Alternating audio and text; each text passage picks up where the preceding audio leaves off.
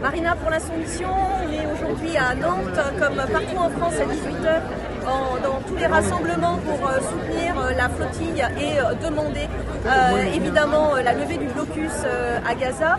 Est-ce que tu peux me dire pourquoi tu es là particulièrement aujourd'hui? Parce que c'est l'occasion, comme on a l'opportunité de le faire depuis à peu près 2 ans maintenant, c'est-à-dire depuis le début du génocide, et après des rassemblements spontanés comme c'est le cas ce soir, et on voit qu'il y a beaucoup de monde et c'est très bien.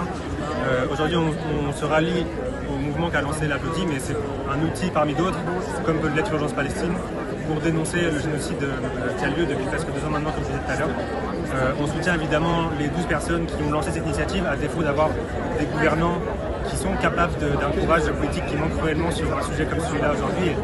Comme on est, c'est par le bas, si je dois reprendre l'exemple de notre président qui est totalement absent sur cette cause-là, que va venir, je pense, le déblocage de cette situation.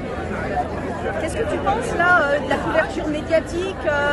On voit beaucoup des ricanements considérant que c'était inutile, que c'est une croisière, que c'est juste des Instagrammeuses, enfin voilà, vraiment dénigrant le rôle que peuvent jouer Rima Hassan, Greta Thunberg et les 10 autres personnes à bord.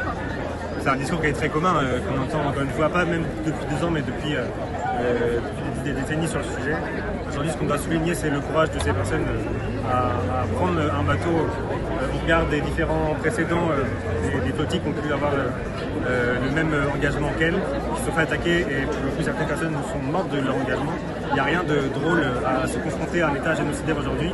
C'est très facile pour des médias de droite de critiquer une action qu'ils ne seraient pas capables de mener et qu'ils ne sont même pas d'ailleurs capables de mener pour leurs propres idées.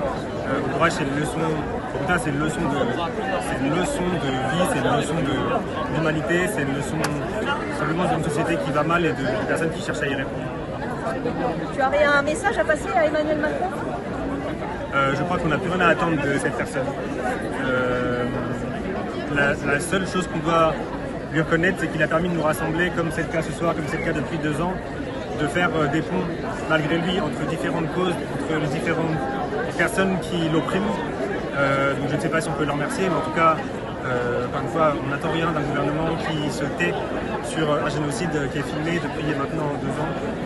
La seule responsabilité qu'il a, elle est politique, et bientôt elle sera juridique, parce qu'il devra répondre de son inaction. Merci beaucoup. Merci à vous.